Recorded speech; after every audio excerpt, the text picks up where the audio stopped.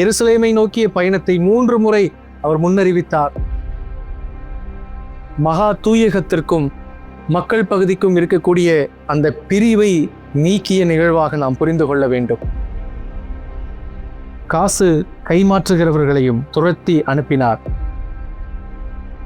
சகரியாவுக்கு ஆண்டவருடைய வாக்கு அருளப்பட்டது. மிகப்பெரிய ஒரு அடையாளமாக எருசலேம் ஆலயம் விளங்கியதை நாம் பார்க்கின்றோம்.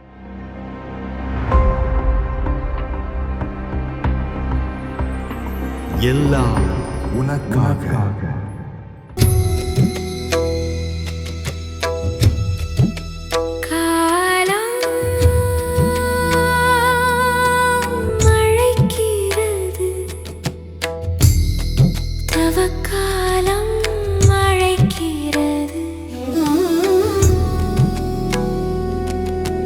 மன்னக வாழ்வின் உன்னதமுணரு விண்ணக வாழ்வை மண்ணிலும் கொணர.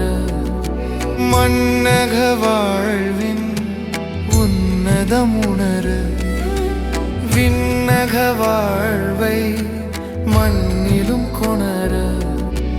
மண்ணாயிருக்கும் நாம் மண்ணுக்கு திரும்பும்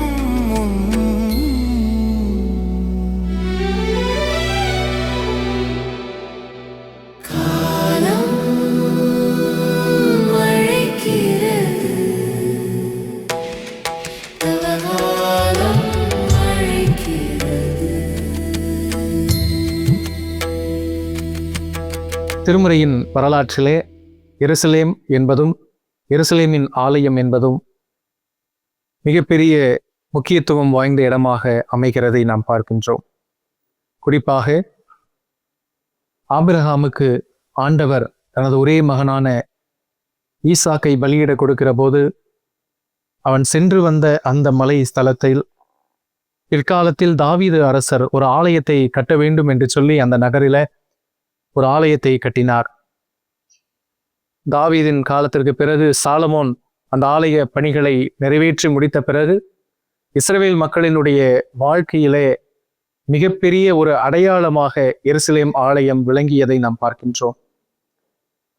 பிறகு பாபிலோனியர்கள் இந்த எருசலேம் ஆலயத்தை தகர்த்ததை நாம் பார்க்கின்றோம். ஆலயத்தை மட்டுமல்ல, அந்த முழு நகரத்தையும் தகர்த்து அங்கிருந்த மக்களை எல்லாம் தங்களுடைய நாட்டிற்கு அடிமைகளாக எடுத்துச் செல்லப்பட்டதையும் திருமறை பதிவு செய்கிறது. அதற்கு பிறகு 2ஆம் ஆலயம் என்று சொல்லப்படுகின்ற காலகட்டத்திலே செருபாபேலின் தலைமையிலே ஆலயத்தை மீண்டும் கட்டுவதற்கென்று அவர்கள் தங்கள் நாட்டிலிருந்து அடிமைகள் வாழ்விலிருந்து விடுதலை வாழ்வுக்கு அவர்கள் பயணப்பட்டு தங்கள் சொந்த நாடுகளுக்கு சென்று ஆலயத்தை கட்டுகின்ற பணியை அவர்கள் துவக்கினார்கள். அப்படி துவக்கப்பட்ட அந்த ஆலயம் செகண்ட் டெம்பிள் பீரியட் என்று அழைக்கப்படுகிறது. அந்த ஆலயத்தை புதிய ஏற்பாட்டின் காலத்திலே ஏரோது மன்னன் அந்த ஆலயத்தை இன்னும் அதிகமாய் அதை விரிவுபடுத்தவும் அழகுபடுத்தவும் முயன்று ஒரு பெரிய ஒரு பணியை அவன் மேற்கொண்டான். அந்த ஆலயத்தில்தான் சகரியாவுக்கு ஆண்டவருடைய வாக்கு அருளப்பட்டது. யோவான் முழுக்கு முனிவரனுடைய பிறப்பு அறிவிக்கப்பட்டது. இயேசுவானவர் தனது தாய் தந்தையுமாகிய மரியாளும் யோசேப்பும் இயேசுவானவர் பிறந்த 40ஆம் நாளிலே அதே ஆலயத்திலே குழந்தையாக கொண்டு சென்று அர்ப்பணிக்கப்பட்ட நிகழ்வையும் நாம் பார்க்கின்றோம். 12 வயதிலே இயேசுவானவர் அதே ஆலயத்திலே வேத பாரகரோடும் நியாய சாஸ்திரிகளோடும் அமர்ந்து திருமறை குறித்த காரியங்களை விவாதிக்கின்ற நிகழ்வை பார்க்கின்றோம். அதிலே என் தந்தையின் இல்லம் இது என்று சொல்லி ஆலயத்தை அடையாளப்படுத்துகின்ற இயேசுவையும் நாம் காண்கின்றோம். இயேசுவானவர் தனது பணி வாழ்விலே சீடரிடத்திலே சொல்லுகின்ற போது, இந்த எருசலேம் ஆலயம் மட்டுமல்ல, இதை இடித்து விடுங்கள், 3 நாட்களுக்குள் நான் இதை கட்டி எழுப்புவேன் என்று சொன்ன அந்த நிகழ்வையும் நாம் மறந்துவிடக்கூடாது. இயேசுவுக்கு இந்த சிலுவை சாவு ஏன் என்று சொன்னால், அவர் ஆலயத்தின் மீது அவருடைய வல்லமையை அவர் வெளிப்படுத்தியதால் அங்கிருக்கக்கூடிய மத ரீதியான தலைவர்களும் அரசியல் அமைப்புகளும் ஒன்றாக இணைந்து இயேசுவுக்கு சிலுவை தண்டனை கொடுத்தார்கள் என்பதை நாம் புரிந்து கொள்ள வேண்டும்.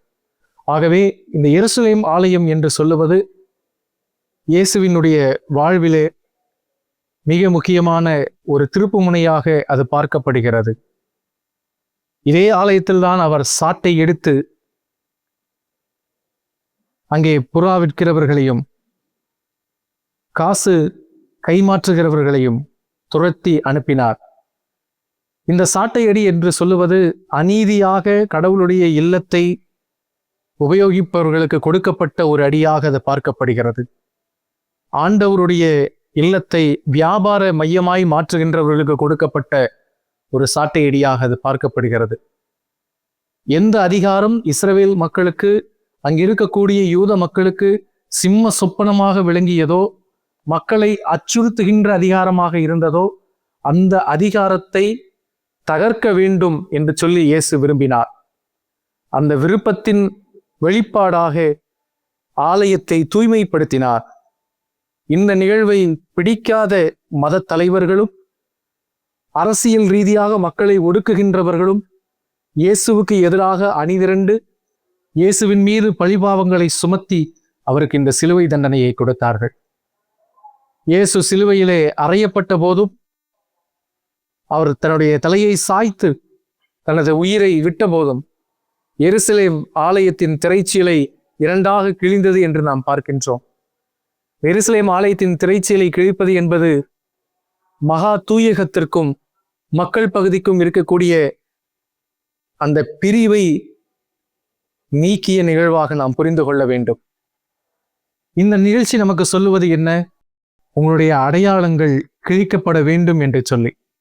இந்த தவசு நாட்களிலே நாம் சிந்திக்கிறோம், உங்கள் உடைகளை அல்ல, உங்கள் உள்ளங்களை நீங்கள் கிழித்து கொண்டு என்னிடம் திரும்புங்கள் என்று ஆண்டவர் சொல்லுகிறார். ஆகவே இந்த எருசலேம் ஆலயம் திரைச்சீலை கிழிக்கப்படுவது என்பது இறை பிரசன்னம் மனிதர்களோடு இருப்பதை, மனிதர்கள் தேடுகின்ற போது இறைவனோடு நாம் தொடர்ந்து சஞ்சரித்துக் கொள்வதுமாய் இருக்கக்கூடிய ஒரு நிகழ்வாக பார்க்கப்படுகிறது.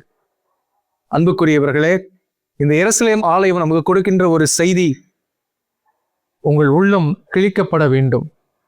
கடவுளின் இருப்பை உணர வேண்டும் என்று சொன்னால் உங்கள் உள்ளம் கிழிக்கப்பட வேண்டும் என்ற ஒரு நிலையை, செய்தியை நமக்கு அது கொடுக்கிறது. இயேசுவினுடைய வாழ்விலே அவர் எருசலேமை நோக்கிய பயணத்தை 3 முறை அவர் முன்னறிவித்தார். எருசலேமிலே நிகழப்போவதை 3 முறை முன்னறிவித்தார். அவர் எருசலேமை நோக்கிய அந்த வெற்றி பயணத்திலே அவர் தொடர்ந்து முன்னேறினார். இன்றைக்கு நாம் எருசலேமை நோக்கி பயணிக்கிற அதே வேளையிலே எருசலேமிலே இயேசு பட்ட பாடுகளையும் சிலுவையிலே அவர் அடைந்த மாட்சியையும் உணர்ந்தவர்களாக எருசலேமிலிருந்து உலகை நோக்கி நாம் பயணிக்க அழைக்கப்படுகின்றோம். உலக அனைத்திற்கும் நாம் சாட்சிகளாய் வாழ்வதற்கும், அநீதியில் உள்ள மக்களுக்கு நமது விடுதலையின் உரிமை குரலை ஓங்கி ஒலிப்பதற்கும் இந்த சிலுவை நமக்கு அடையாளமாய் திகழ்கிறது. அதை நாம் புரிந்து கொண்டு, தெரிந்து கொண்டு, நமக்கு கிடைத்திருக்கக்கூடிய இந்த தவ காலத்துல நம்மை உண்மையாய், உறுதியாய் அர்ப்பணிப்போம். மனதை திறப்போமா, மௌனம் களைவோமா, மனதை திறப்போமா, மௌனம் களைவோம். சிந்தனை சொல் செயல் நித்தமும் சோதித்து அவர் நிந்தனை பாடுகள் உள்ளத்தில் தியானித்து இறையோடும் பிறரோடும் ஒப்புரவாகிட திரும்பி வருவோமா, திரும்பி வருவோமா,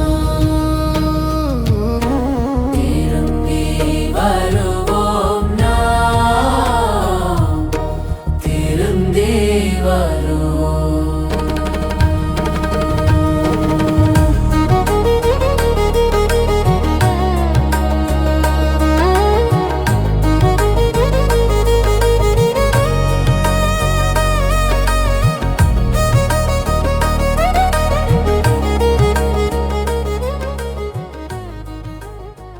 எல்லாம் உனக்காக